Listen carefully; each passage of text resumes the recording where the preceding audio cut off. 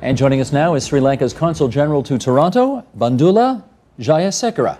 We welcome you to TVO. Thank you, Steve. It's nice to meet you, sir. I want to start by reading something that the Washington Post recently published, and then we'll come out and talk after that. 6 months after Sri Lanka's decades-old civil war ended with a final assault, about 200,000 people remain trapped in overcrowded government-run camps that were once safe havens for those fleeing the conflict. Facing pressure from the Obama administration and the European Union, the Sri Lankan government last month launched a campaign to resettle tens of thousands of the minority Tamil detainees. But interviews in the country's war-ravaged north reveal that many civilians have merely been shuffled from the large camps to smaller transit ones and are being held against their will. Others have been released only to be taken from their homes days later with no indication of where they have gone. That's the Washington Post, Mr. Consul General, on November the 11th. How do you respond to those comments? The Washington Post is not the Holy Bible. So that's really my answer. And taking from there, I would like to say that there's no pressure from Obama administration or anything. We as a government, a responsible government, we look after our citizens. So are you rejecting the information in the Post? Very much. That's what I said. Post is not the Holy Bible. It's not the Bible, but it is. No, we reject does that mean it. it's wrong? It is wrong. You're rejecting everything that's in here. Yes, very much. If this is not accurate, what would you say is more accurate? I would say that we look, like I said before, that we look after our citizens. After we defeated the LTT, they came. Right now, we have 140,000 in these camps. It started with 290,000. We have 140,000, and we continue the process of resettling them. And what has happened to the people you have resettled? They're gone back. The biggest problem we had was, Steve, the landmines. It's 1.5 million landmines were there. This was a conflict which went on for 27 years. So we are continuing to resettle them. We couldn't do that overnight. Look at Katrina. I mean, how long have they really still settled after the thing now? Even the tsunami, we resettled them faster. So people can say that, but we continue because they are our people. There are allegations that people are simply disappearing. Do you reject those? I totally reject. What we have done is, in these camps, we have identified so far about 12,000 hardcore LTT members. Let's not forget, they came over, and behind the civilians, the hardcore LTT, they fought us for 27 years. They were there, so we need to take them. And some are being questioned, some are being rehabilitated. If you read the rehabilitated? Yes, some of them. If you read the National Post of Canada, which Stuart Bell went and said he went to a camp where these child soldiers who carried guns are now carrying pens and they're studying. And last week, some of these children went to the parliament in Colombo, and they were received by the parliamentarians. Okay. We are doing that. But the National Post is not the Holy Bible either. Yeah, it is not the Holy Bible, because here was a journalist who went there. No, we know. Stuart Bell. Yeah. So that's what I'm saying. In Canada. He went there and saw to themselves. Well, Amnesty International has, of course, tried to look into that. You're shaking your head already. You don't like this organization, I can tell. But anyway, they have heard from the relatives of people who are still in these settlement camps, and they report overcrowding. They report a lack of sanitation facilities. Camp residents wading through overflowing sewage after heavy rains, women giving birth in front of strangers with no privacy because they are in a terrible situation. Are you doing anything to address these circumstances? No, I deny that also. Let me add to this that, after 2 days of when we had the camps, we had 400 million deposits. The people in these camps deposited in the banks 400 million. We must be the richest internally displaced people. And it's not easy, and I have heard these allegations of rape. You cannot have these type of things the way those camps are. So people, Amnesty, they also need a job. They need to play a role, so they continue to say this. So is it a disinformation campaign? Yes, definitely. It happened for the last 27 years. So what I would say is, those people, come over, have a look. Have you allowed humanitarian organizations into the camps? Steve, we have right now 58 humanitarian organizations. 58? 58. Boy, you know what? Yeah. Something's wrong here, because we read in the newspapers all the time about how you're denying access to I agree. Something is wrong, because let's not forget that LTT, they were the masters of propaganda. They had this for a long time, and which we were, I would say till the government got the act together, it was difficult. They had done this for 25 years. They created a diaspora. That's what they did. This was just not a fluke. Okay, They planned, they created this. If you know 58 organizations that are in there, you should be able to name some of them. Who's Yeah, in there? all the UNDP, UNHCR, UNICEF, all these, I mean, from the UN organizations, Save the Children. How much longer do you think it will be before all the detainees will be able to go home? I would say the landmine, we are continue to clear the landmines. I would say it's maybe 1 or 2 months we can do that. See, from 290 we brought it down to 140. That's the latest figures I have. And you think 140,000 people can be resettled in the next couple of months? Yeah, because the land, we have got support from 10 countries to clear landmines. We recently got machines, about 5 machines from Czech Republic, which the army is doing that. So the army which fought are into rehabilitation programs. So that's what we have to do. And that is also our responsibility. If somebody goes, a landmine goes, then they'll say, okay, they blame. The blame game continues, but we will not stop because they are my people. How many Tamil militants do you think are still hiding in these camps? Now we have found 12,183, that's a rough figure, but there could be more. The people are checking on them because we have people who are working with us. But you say you found 12,000 already. Already, so Okay. there could Are be there more. more? Yeah, there could be more. Mario Ganesan, Tamil member of Sri Lanka's parliament, has said that because of the camps, Tamils feel like inmates in their own country. I know you have described them as our own citizens, but they say they feel like inmates in their own country. He says the irony is that the root causes of this conflict are being ignored yet again, and that can only mean more Tamil tigers in the future. Is he right? Mano Ganesan has appeared in front of with the LTT on stage. That's my answer about Mano Ganesan. He has addressed LTT rallies, he has appeared with the LTT. And so that's about Mano Ganesan. So that says it all. And he's an opposition member, he will continue to oppose. And he had spoken in support of the LTT. So you think he's a Tamil sympathizer and therefore his comments are irrelevant? Yes, because there are proper democratic Tamils, like for example, Veerasinghe Mananda Sangari, the democratic Tamil leader, his constituency was Kilinochchi. He was against because he opposed the LTT. Then you have Minister Douglas Devananda, who's the Minister of Social Service, 13 attempts on his life by the LTT. So there are lots of democratic Tamils. So he has the right, he is exercising his democratic right, but I mean, I can say without fear, that's Mano Ganesan. Okay, let me read something from the South China Morning Post. This was published a few months ago.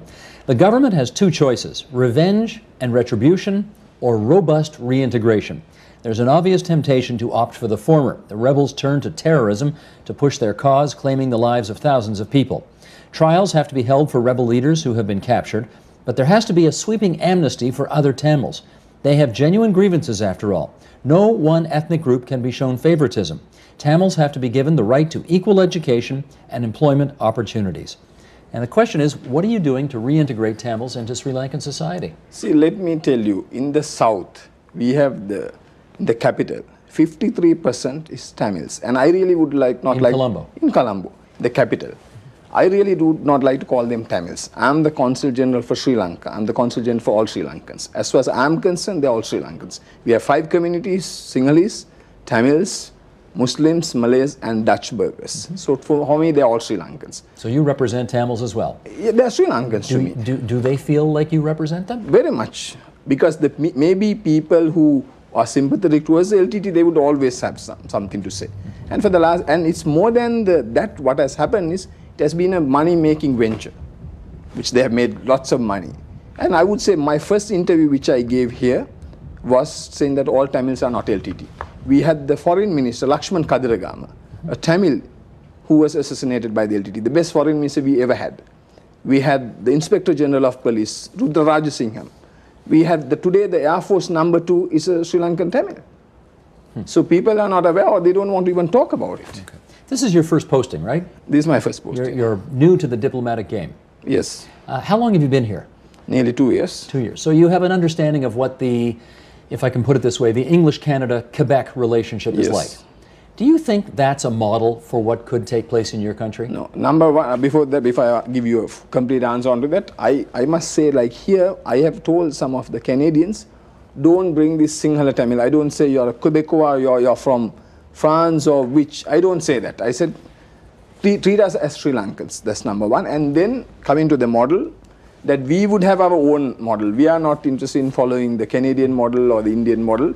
My president has said we will have the Sri Lankan model, as where all Sri Lankans could be able to live everywhere, anywhere. But what does the Sri Lankan model mean? The Sri Lankan model is where Sri Lankans, we don't have minorities. People should be able to live anywhere and everywhere. That's the way we are saying. Like I said, 54%. They are still, I hate to call them Tamils, but to explain my point, live in the south. So the same way the Sinhalese, the Muslims should be able to live in the north and the east. That's the way it should be. There was ethnic cleansing of the Muslims 15 years ago by the Tamil Tigers. Then they ethnic cleansing of the Sinhalese. Now, people should be able to live freely, do business. I understand, but by saying everybody's a Sri Lankan, some Tamils will say you are denying them their special identity within that Sri Lankan family. So they practice their own culture. You got to go to Colombo and see, Steve, then you see how people move about. You should walk into my consulate and see how people move about. All communities together. So we don't say, okay, you're this, we are this, and then what difference do I see? Let's talk about your country and mine. Yes. What do you think relations are like right now between Canada and Sri Lanka? I would say relationship improved thanks to the Conservative government of Prime Minister Stephen Harper. Because, I mean, they understood we had a good relationship in the past. We have only one international airport, which is, and the road leads to that is known as Sri Lanka-Canada Friendship Road. And Canada has helped us on our railways. And I don't know if you have heard, there is a swimming pool named after Bryan Adams in Sri Lanka. Okay. After the tsunami. We have had excellent relationship. But after the Prime Minister Stephen Harper's Conservative government, they banned the LTT. Not only they banned the LTT, they banned the WTM, which is the World Tamil Movement. Okay, tell me this though, because I appreciate the road to the airport is called the Canada-Sri Lanka Friendship Road. But you didn't show a lot of friendship to Bob Rae, the Liberal Member of Parliament, when he tried to go there earlier this year, and you told him to get back on his plane and go home. What happened there? So I would say that any government has the right to accept or reject. So our government exercised that. Yeah, why? That is, I don't want to go into detail. I think Bob Rae knows why. He knows it better. You really should ask Mr. Bob Rae. Was he a threat to your national security? I mean, never know. Because the same way, I don't know whether you know that there has been that we may not say this out. The same way, our people also, like any country, is in a diplomatic situation where visas are denied, even to our. No, but he had a visa. No, he had a visa, but when you say visa, when anywhere issued, that doesn't mean it's a guarantee. You take the US or any other country, it's not a guarantee just because you have the visa. The real authority is there. No, I understand, but he's an elected member of parliament. I don't think he's been responsible for any armed insurrections anywhere in the world, and it's just curious that your government. So we also have had elected members of parliament who wants to go to other countries, including Canada. So this is diplomacy, I would say. What kind of diplomacy? This diplomacy is reciprocity. So because, I mean, same way, Mr. Bob Rae cannot criticize the government of Sri Lanka, the people of Sri Lanka, 2 days ago and go to Sri Lanka. Well, he's been pretty critical of both sides in this thing, right? I don't think so. He spent a lot of Mr. time Bob trying Rae to is a bring peace nice to the man. area. I have my respect for him, but Mr. Bob Rae should know it better. He should. He should know it better what he has done. So I like, because he's been. I met him a few times. He's been very nice. He's a nice man. But it's our right we exercise. And that's the way it's done anywhere. Do you think that when the Liberals were in power here, they were overly sympathetic to the Tamil side of the argument? Yes. And is that part of the reason why Bob Rae, as a Liberal MP, was turned around? No, I wouldn't say that. I think Bob Rae has been with NDP and all this I have read about in the papers. So I don't think that's it. But, I mean, we have like what Mr. Deepak Oberoi went, Bevoda went. So But they're conservatives. No, it's not. It's a government to government, but it's government to government. But what is important is Mr. Bob Rae and others should try and play a constructive role.